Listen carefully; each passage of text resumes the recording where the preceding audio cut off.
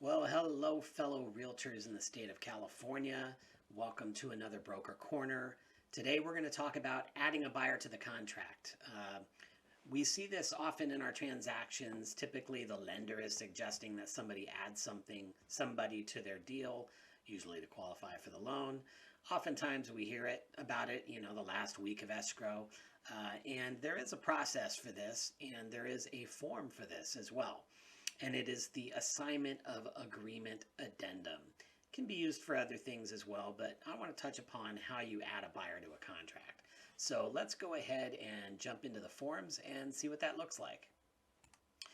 Okay, so I've jumped into the form. Actually, I want to take a look at the RPA first, the Residential Purchase Agreement, where it talks about the Assignment of Agreement. And it's section 23 of the contract on page 12. And basically, I'll just, for lack of a better way to explain it, I want to kind of read this paragraph to you because there are some things to pick up on. So, buyer shall have the right to assign all of buyer's interest in the agreement to buyer's own trust or any wholly owned entity of the buyer that is in existence at the time of the agreement. So, if a buyer takes, possession or writes up a contract in their own name and later decides they want to put it into trust, they can do that.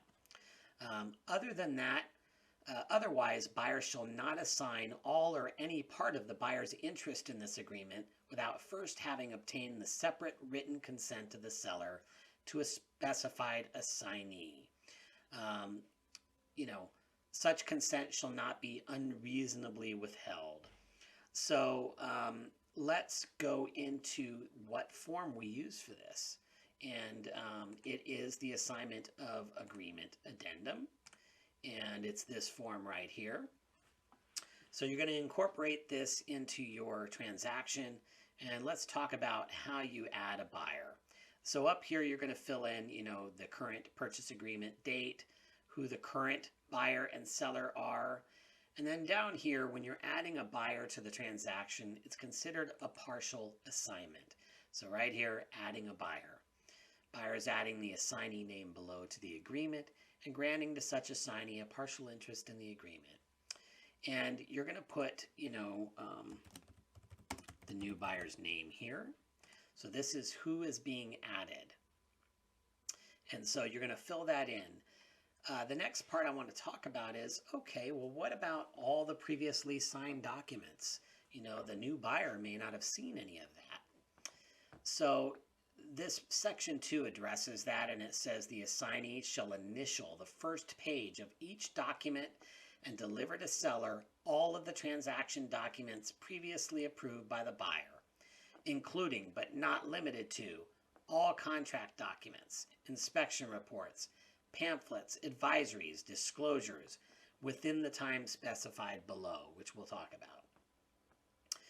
Unless otherwise agreed, assignee acknowledges that all timeframes in the agreement remain the same. So there's going to be no changes to the timeframes in the contract as it relates to contingencies or any of that. So down here it talks about delivery of prior documents. Have they been provided all the documents already? That's what it says by default.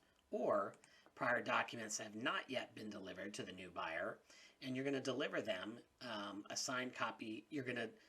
Deliver to the buyer and assignee a seller signed copy of the Assignment of Agreement Addendum. So there is a time frame for the new buyer to initial and return those items, and it's addressed right here in section C. Initialed copies of all prior documents are attached to this agreement, or by default, right? So if you're adding a buyer, you should have them sign everything. Initial page 1 of all the previous documents, attach it to this addendum. Otherwise, you're going to check this box, and the assignee shall deliver initialed copies of all prior documents to the seller within 3 days after the seller delivers to assignee a signed copy of this agreement. So what that means is when the seller agrees to let you add this new buyer, you're going to deliver back to them within 3 days all of the previously signed documents initialed by the new buyer. If that doesn't happen, the seller can actually issue a notice to perform and cancel the assignment, and it's not going to have any effect. So, it's important to mention that. So that's how you add a buyer. You fill out this form. The new buyer initials page 1 of all the previously signed documents in the transaction. That's returned to the seller, and you move on. It's a lot of work.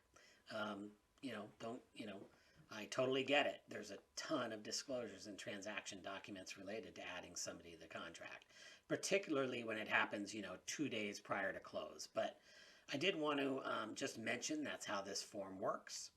Another thing to mention here is this.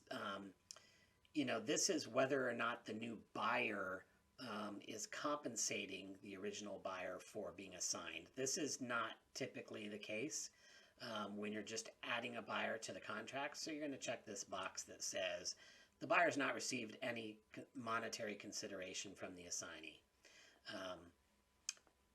So don't miss that box, because you'll want to pick one of the two.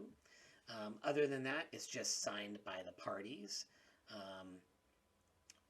The buyer, the new buyer, which is the assignee, and the seller. Everybody signs it.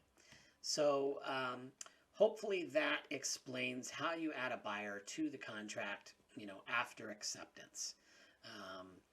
And I hope you find this video helpful. There'll be more to come. Until the next video, I guess we will see you in escrow. Have a great day.